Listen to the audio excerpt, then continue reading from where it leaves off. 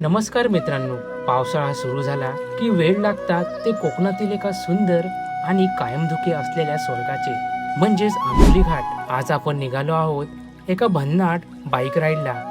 कोकण आणि सह्याद्रीच्या कुशीत वसलेले हे महाराष्ट्रातील सर्वात जास्त पाऊस पडणारे ठिकाण. चला तर मग आजच्या या प्रवासात आंबोलीचे धबधबे, पॉइंट्स आणि इथल्या सौंदर्याचा आनंद घेऊया. तुम्ही कोकण किंवा गोवा बाजूने येत असाल तर सावंतवाडी ते आंबोली अंतर सुमारे 30 किलोमीटर आहे. सावंतवाडीवरून आंबोली घाटाचा रस्ता लागतो, ज्याचे नागमोडी वळण आणि हिरवगार वनराई बाईक राईडसाठी स्वर्गासारखे आहे. मुख्य आंबोली धबधबा आणि मार्केट परिसरात अधिकृत आणि खाजगी पार्किंगची सोय उपलब्ध आहे, जिथे थोडी पार्किंग फी द्यावी लागते.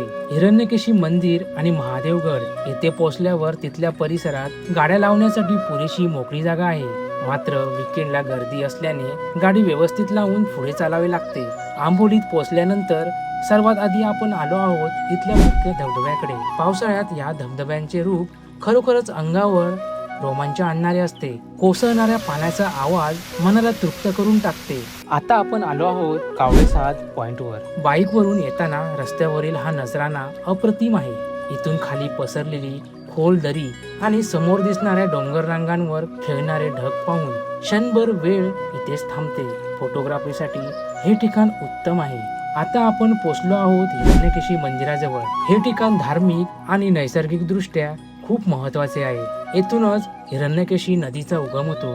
मंदिराच्या अगदी जवळून वाहणारे खळखळणारे पाणी आणि शांत वातावरणामुळे मनाला विलक्षण शांती मिळते. आंबोली ट्रिपचा शेवट आपण करत आहोत महादेवगड पॉइंटवर.